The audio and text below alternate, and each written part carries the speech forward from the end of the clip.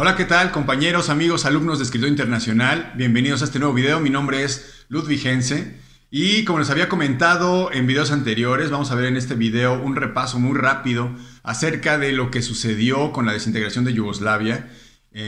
A propósito de esta nota que vimos en la semana de la confirmación de la sentencia a Ratko Mladic, un personaje que fue protagonista en la masacre de Srebrenica a finales del siglo pasado, y que tiene que ver todo con esta cuestión de la antigua Yugoslavia y su separación un tiempo después de que no funcionara, un tiempo después de que se disolviera la Unión de Repúblicas Socialistas Soviéticas. Vamos a verlo muy rápidamente, en teoría, en comillas, muy rápidamente. Este tema, les recuerdo, viene en nuestro curso para entender lo que pasa en el mundo, que es un curso de historia en donde manejamos todos los temas del curso. Son temas que vienen en el temario oficial de historia, y además ampliamos los temas e incluimos otros que tienen mucho que ver con el contexto internacional actual para poder entender qué es lo que pasa en el mundo. Revísenlo, hay un grupo de Facebook en donde subimos constantemente videos acerca del temario y donde está todo el temario para que puedan ver cuáles son todos los temas que manejamos en este curso. Y mientras tanto, los dejo con esta rápida visión de lo que pasó con la desintegración de Yugoslavia. Bueno, primero vamos a ver la nota que apareció en la prensa internacional, en la BBC News, BBC Mundo. Ratko Mladic, la justicia internacional ratifica su condena por el genocidio de Srebrenica. Es una nota del 8 de junio del 2021. Aquí está el personaje. El excomandante serbio-bosnio Ratko Mladic, conocido como el carnicero de Bosnia, perdió su apelación. Un tribunal de la ONU ratificó este martes la condena a cadena perpetua que se le impusiera en el 2017 por el genocidio de Srebrenica, en el que murieron al menos 8.000 musulmanes, además de otros crímenes de guerra y de lesa humanidad.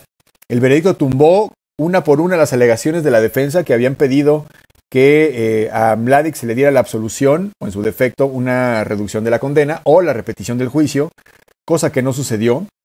Y bueno, Mladic es considerado uno de los generales más despiadados de la guerra de Bosnia. Fue comandante de las fuerzas serbio-bosnias durante el conflicto que desangró los Balcanes entre 1992 y 1995. Y pues es recordado sobre todo por su rol en la masacre de Srebrenica, en este sitio de Sarajevo, que duró bastantes meses y que fue uno de los peores desde la Segunda Guerra Mundial, ¿no? Esta es la nota. Y bueno, para entender quién fue Ratko Mladic, qué fue toda esta cuestión de la masacre de Srebrenica, cómo es que se desintegró Yugoslavia, vamos a utilizar estas dos herramientas que tenemos en Escritura Internacional. Una es nuestro curso para entender lo que pasa en el mundo. Este curso, que ya les hemos platicado acerca de él, tiene temas que vienen desde la prehistoria hasta la posmodernidad. Son temas que vienen en el programa oficial de estudios de historia, y además están ampliados, ¿no?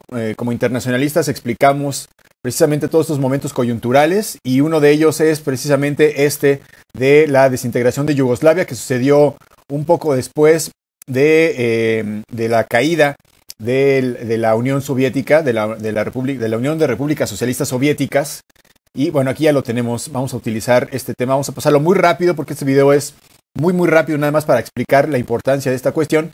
Y la otra herramienta es la que ya conocen mucho más, que es nuestra línea de tiempo. Aquí nos vamos a regresar para hacer la primera referencia con respecto a esta cuestión al final de la guerra, de la Segunda Guerra Mundial.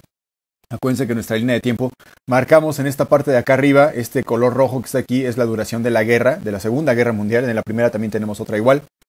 Y chequen también los colores de Escritura Internacional para que pueda ser mucho más fácil detectar qué situación estaba sucediendo en este momento. Al final bueno, acuérdense que los nazis en la Segunda Guerra Mundial se expandieron por prácticamente toda Europa, queriendo tener el control pues precisamente de Europa. Y había unas diferentes resistencias que fueron siendo vencidas por los nazis hasta que llegaron los aliados. En el caso de Yugoslavia, había unas resistencias que se llamaron las resistencias partisanas en el territorio de los Balcanes, Y estas resistencias pudieron precisamente enfrentar a los nazis durante toda la guerra sin la necesidad del apoyo de Occidente, que sucedió como por ejemplo con Francia o con Reino Unido, que llegaron, Estados Unidos llegó a apoyarlos al final de la Segunda Guerra Mundial o a mediados de la Segunda Guerra Mundial para hacer mancuerna y poder vencerlos. En este caso, en el caso de la antigua Yugoslavia, no fue así. En estos países, aquí tenemos un mapa un poco más grande, que es el mapa precisamente que tenemos en el curso. Aquí ya está delimitado con algunos elementos de los que estamos explicando. Es la República Federal Yugoslavia. Este país, todo esto era un país, y era un país socialista. Acuérdense que también los socialismos han sido variados a lo largo del tiempo. No existe una sola estructura o un solo sistema socialista, sino que se va adaptando a los diferentes países.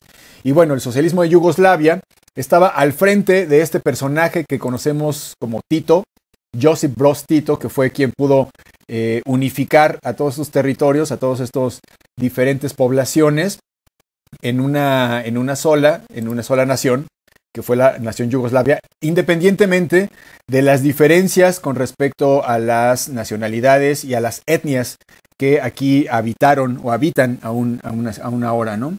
Entonces, la complicación precisamente de este tema tiene que ver con la complejidad de las nacionalidades, las etnias y las poblaciones, que hay población serbia en territorio bosnio, también hay población serbia en territorio croata, Kosovo también tiene, y Montenegro, son países actualmente que, bueno, tienen una gran cantidad de población serbia, y bueno, este sentimiento nacionalista que surgió después de la caída de la URSS es lo que dio como pauta uno de estos orígenes de los conflictos, ¿no?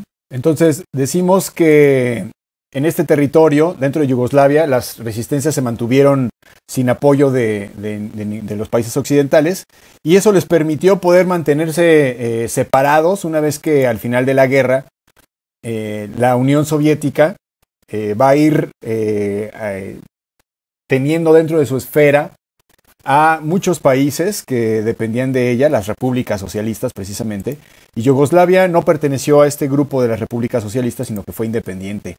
A lo largo del tiempo, cuando Broz Tito estuvo gobernando este territorio, apaciguó todos estos movimientos nacionalistas, gobernó con mano de hierro, eso sí, una versión propia de su socialismo, en donde tampoco había muchas libertades, pero permitía precisamente que pudieran convivir en paz dentro de este territorio durante todo el tiempo, ¿no? Josip Broz Tito murió en 1980, perdón, y en ese momento fue cuando comenzó a fracturarse toda esta armonía entre los países. Aquí estoy adelantando la línea de tiempo desde el final de la Segunda Guerra Mundial hasta la muerte de Tito. Yugoslavia está conformada por todos esos países que están en color azul. En la parte de hasta arriba está Eslovenia, y luego ya en Europa del Este, Croacia, Bosnia, Serbia, Montenegro, Kosovo y luego Macedonia. Y están coloreados de azul porque eran los que conformaban lo que es la antigua Yugoslavia, y poco a poco van a ir obteniendo sus independencias, ¿no? Aquí tenemos ya en 1980 la muerte de Broz Tito, y esto es lo que va a desencadenar una serie de cuestiones precisamente por la falta de conjunción entre estos territorios y entre estos pobladores que ya no se pudieron poner de acuerdo, ¿no? El primero fue Kosovo, que busca aumentar su autonomía, cosa que ya había logrado unos años atrás, pero precisamente el gobierno de Yugoslavia, acuérdense que el gobierno de Yugoslavia estaba conformado por representantes de cada uno de estos estados, era una república. Entonces, y había un gobierno central que, como dijimos, se iba rolando, iban pasando por él los representantes de cada uno de los estados en determinados momentos, y de esa manera se mantenía el equilibrio, se procuraba el equilibrio, ¿no? Pensando en el gobierno yugoslavo, en ese momento, que los demás países podían buscar su independencia, actuaron de forma muy severa, con autoritarismo, para evitar estos movimientos independentistas y para reducir las cantidades de autonomía, los permisos que tenían de autogobernarse en algunas de estas repúblicas o en algunos de estos territorios autónomos, ¿no? Como en el caso de Kosovo. hay otro detalle muy importante que señalar para poder entender. Serbia ha tenido históricamente también este concepto en su imaginario colectivo de crear una gran Serbia, de expandir su territorio hasta los lugares en donde hay población serbia y tener, bueno, ciertos recursos y ampliar, como decíamos, su territorio, ¿no? Este concepto del gran territorio, esto ya lo hemos visto en Alemania, lo hemos visto en Colombia, ¿se acuerdan de la Gran Colombia, que también buscaba unificar a los países vecinos para poder crear un gran país que pudiera hacer frente a las potencias europeas? Y en este caso Serbia históricamente ha estado presente en todo el territorio de los Balcanes, tiene vínculos muy estrechos con Montenegro, orígenes precisamente de las etnias que se mantuvieron aquí y que después fueron moviéndose hacia el norte, en Kosovo también.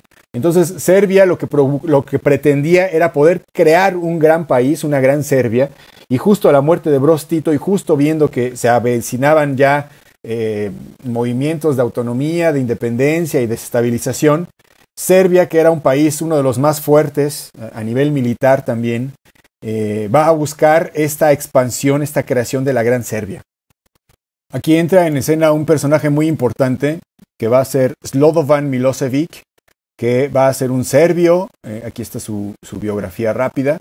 Es un serbio que fue quien desencadenó todo este movimiento de nacionalismo serbio, exaltando los elementos del pasado, elementos históricos, muchas veces criticables por ser considerados como falaces, como mentira. O sea, exaltaba el origen del pueblo serbio encima de los demás pueblos que cohabitaban el territorio, que aunque bueno, había una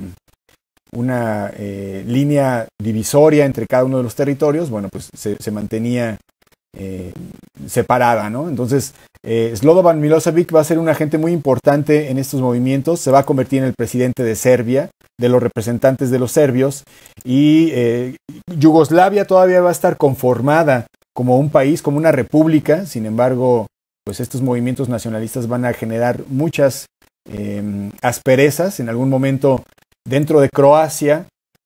Una vez que se establece el gobierno croata, una vez que gana la presidencia el presidente de los croatas, que va a ser, aquí lo tenemos, es, aquí está, Franjo Tuđman, es este personaje que vemos aquí, el presidente de Croacia. Como veíamos, dentro de Croacia había población serbia. Croacia es este país, aquí está delimitado un poco con rojo, un poco por acá de color naranja, llega hasta aquí y luego vuelve a subir. Todo esto es Croacia, y este territorio de color café es territorio que se reivindicaban los serbios por habitar, por haber personajes, pueblo serbio viviendo aquí.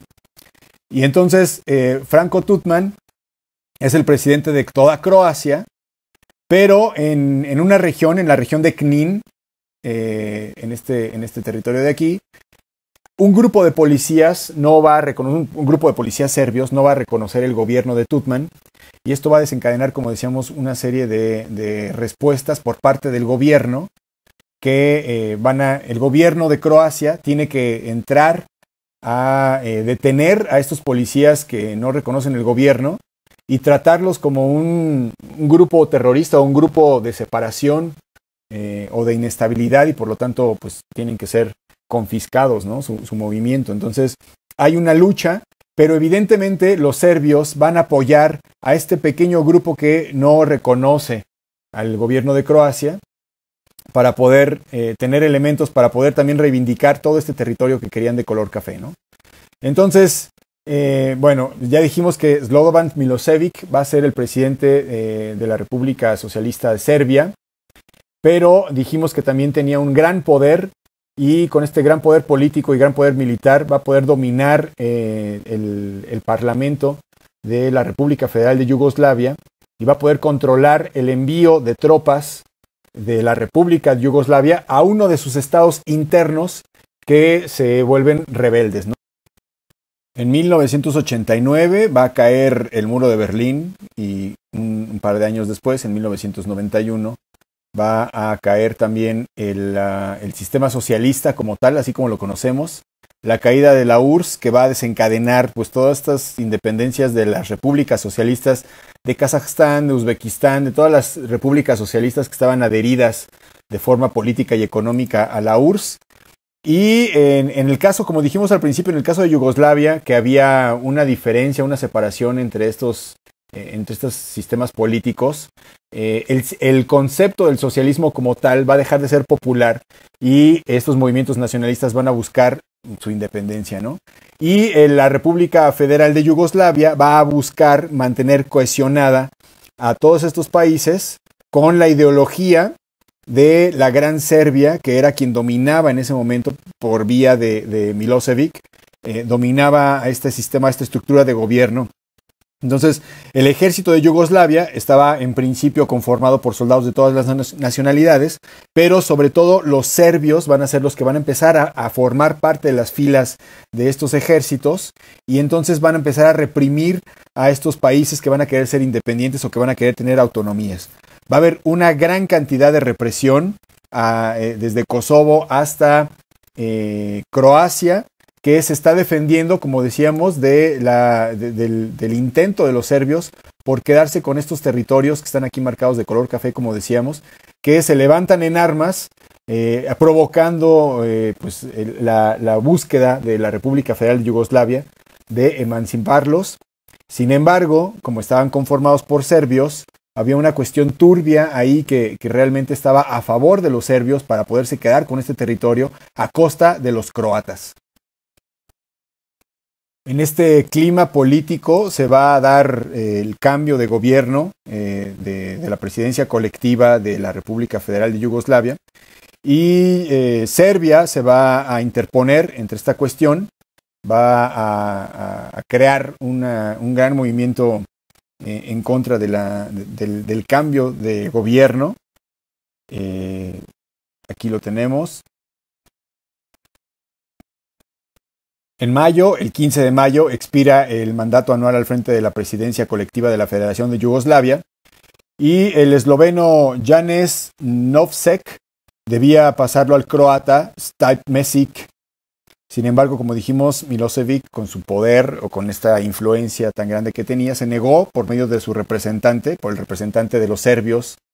Y esto va a crear un clima político que va a generar la ruptura o la salida de Eslovenia y de Croacia de la Federación Yugoslavia, precisamente por este autoritarismo que tenía Serbia y Milosevic dentro del Parlamento, ¿no? Y esto aprovechando también este clima de coyuntural, de cambio de ciclo, después de la muerte de Tito, que no se pudo consolidar una estructura sólida de Yugoslavia, se van a aprovechar precisamente de estas fracturas o estas diferencias para buscar sus independencias, ¿no? Entonces, Eslovenia y Croacia se van a salir directamente de Yugoslavia. Yugoslavia va a seguir siendo Yugoslavia, pero ya sin estos países, ¿no?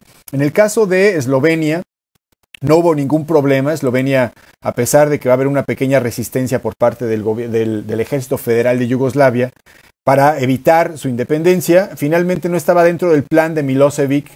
La gente que vivía dentro de Eslovenia es una población muy homogénea, realmente no había serbios viviendo ahí, no había intereses por parte de Serbia y entonces obtienen su independencia relativamente fácil, ¿no? No así para el resto de los países, para Croacia, con quien mantiene una guerra a lo largo de varios años, precisamente para evitar su independencia y, como dijimos, también para poderse a final de cuentas quedar con estos territorios que ya se habían establecido como de interés de los serbios, ¿no?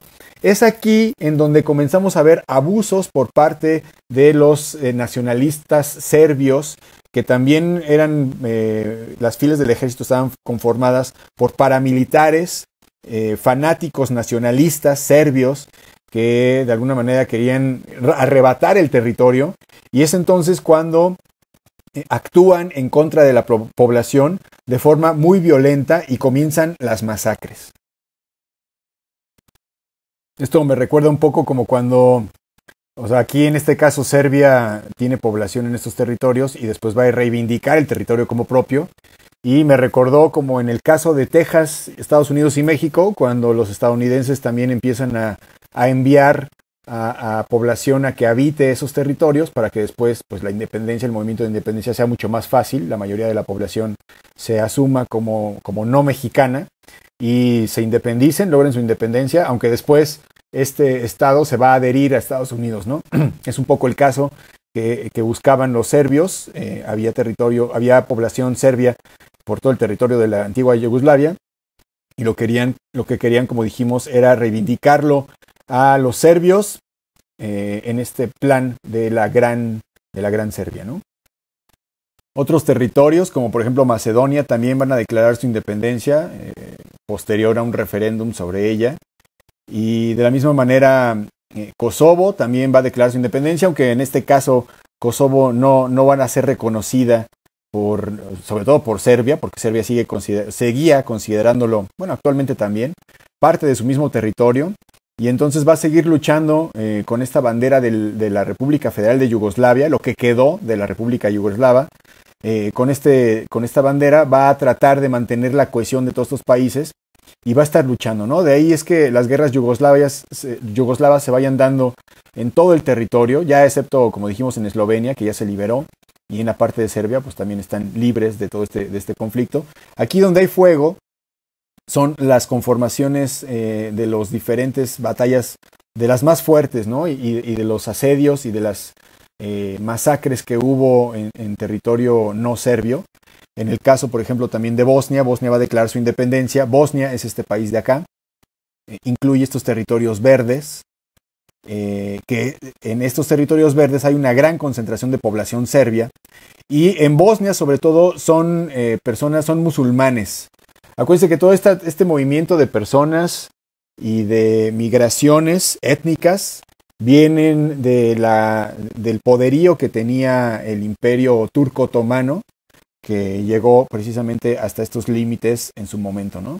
Entonces, la población musulmana está asentada en este territorio, y los serbios, que son principalmente ortodoxos, católicos ortodoxos, tienen este territorio, bueno, tienen bajo su influencia, bajo su mayoría de población, la habitación de territorios en Bosnia, por lo cual también van a tratar de reivindicarse este territorio como propio. Aquí ya empiezan a aparecer algunos de los personajes responsables de las masacres en los diferentes territorios de la antigua ex Yugoslavia. Por ejemplo, en el caso de Milan Babic, este personaje de aquí es quien era el representante de los serbios en Croacia, una vez que estaba conformada la República Federal de Yugoslavia, y es entonces el que se quiere independizar. Estos territorios de aquí, vemos, son los mismos de acá. Estos territorios quiere lograr su independencia como la República de Krajina, para después unificarse, como lo decíamos con respecto al ejemplo de Texas, para después unificarse a Serbia en este plan de la Gran Serbia, ¿no? Entonces, él es uno de los que estaban al frente para poder tener este control del territorio. Y aquí aparece otro personaje, Radovan Karadzic, quien también buscara conformar la unión de estos territorios que estaban dentro de Bosnia. Aquí están en el mapa, este territorio que es el mismo acá de color verde. También pretende la independencia de este territorio para después la unificación a Serbia. Y bueno, más adelante vamos a ver también, aquí y ahora sí, vemos a este personaje, a Ratko Mladic, que es quien apareció en la nota y quien es el que fue condenado.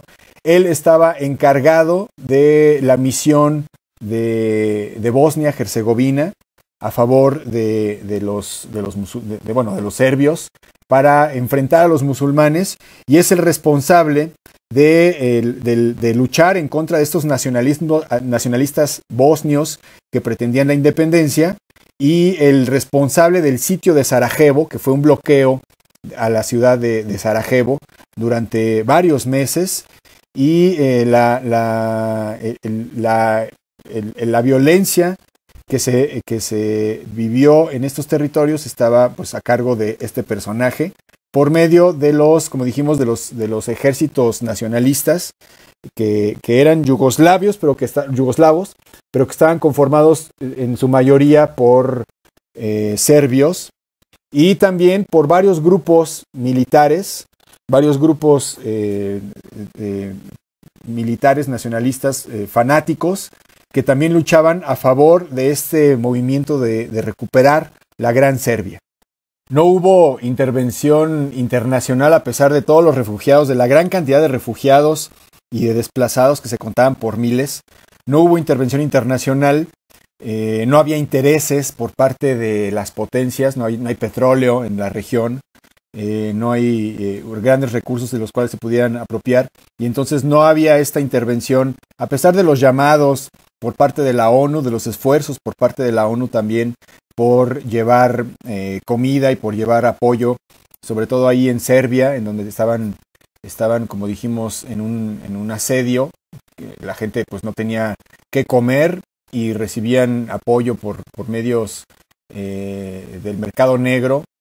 Y bueno, no había apoyo hasta 1993, cuando entra Bill Clinton en la presidencia de Estados Unidos, que se va a convertir en mediador y que va a procurar también buscar la solución de este problema, ¿no? En una llamada de solicitud de apoyo por parte de la sociedad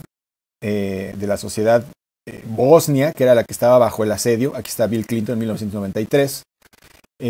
Y sucede, seguramente no se acuerdan, pero se celebró el concurso de Miss, o sea, de la belleza de Serbia, de Bosnia, en Miss Sarajevo, y la ganadora hizo una llamada, incluso salieron las participantes con una pancarta pidiendo apoyo a Occidente para que no masacraran a todas estas personas que estaban en esta ciudad.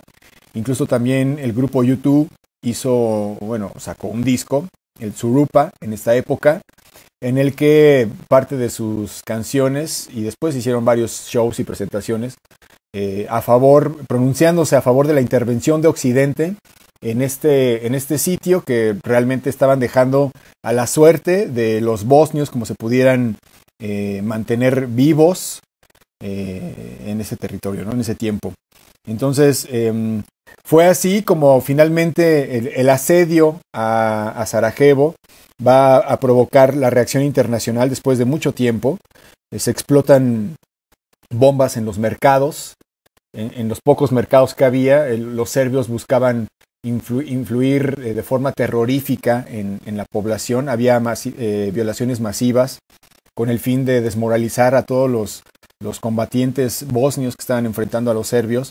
Y bueno, esto se va a mantener hasta que precisamente después de las bombas que explotan en los mercados y toda esta gente inocente que muere, finalmente va a intervenir la OTAN. La OTAN aparece en la escena con algunos bombardeos directamente a los serbios para poder evitar la confrontación y eliminar los recursos militares de los serbios. Va a haber una serie de ataques por parte de la OTAN a lugares estratégicos de Serbia, y esto va a provocar de alguna manera que los serbios reaccionen precisamente con esta masacre de Srebrenica en 1995. Srebrenica sigue estando asediada por parte de los serbios, y va a entrar el ejército de los serbios y va a separar a los hombres y a las mujeres en un intento de hacerlo cada vez más fácil. La ONU, aquí vemos a un casco azul que no tenía mucha experiencia, y eran pocos números de cascos azules que protegían a esta población, y va a entrar el ejército de Ratko Mladic y va a poder vencer sin luchar a este grupo o a este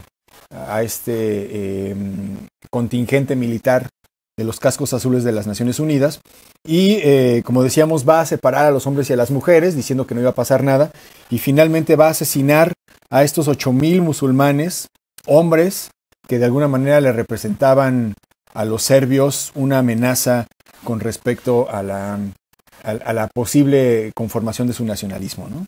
Esta es precisamente la matanza o la masacre de Srebrenica.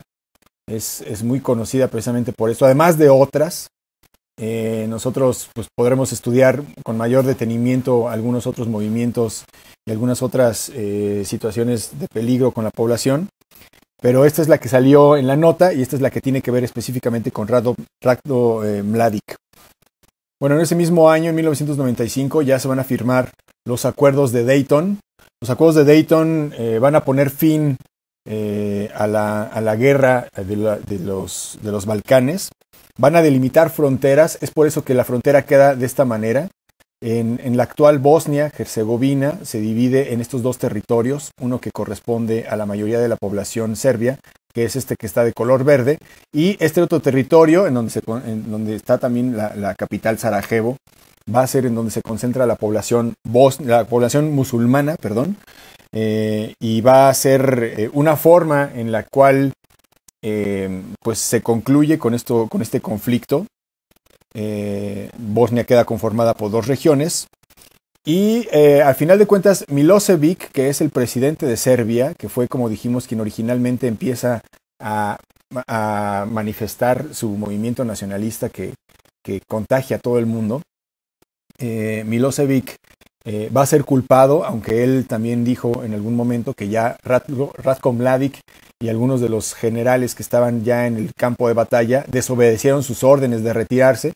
Finalmente él, junto con otros personajes, van a ser culpados a final de cuentas de esta masacre.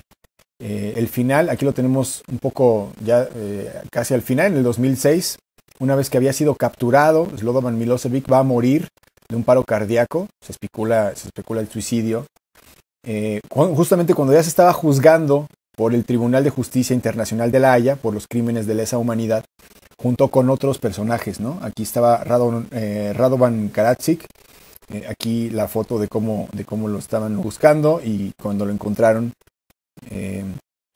oculto dentro de territorios en los que no podían encontrarlo fácilmente. Y estos personajes, así como el de la nota, Ratko Mladic, fueron ya detenidos y fueron sentenciados. Y bueno, esta es la historia de la masacre de Srebrenica. Bueno, así a grandes rasgos, esto fue la revisión de lo que pasó con la desintegración de Yugoslavia. Si tienen dudas, si tienen preguntas, si algo no quedó claro, pues es un video muy rápido. Los invito a que participen, a que pregunten, a que comenten. Aquí en Escritorio Internacional nuestro objetivo es entender lo que pasa en el mundo y gracias a sus preguntas nos enriquecemos y tratamos de tener una visión mucho más amplia para poder entender el presente. Les recuerdo también que estos temas, este es uno de los temas que vienen explicados con más calma, obviamente con mayor detenimiento en el curso para entender lo que pasa en el mundo.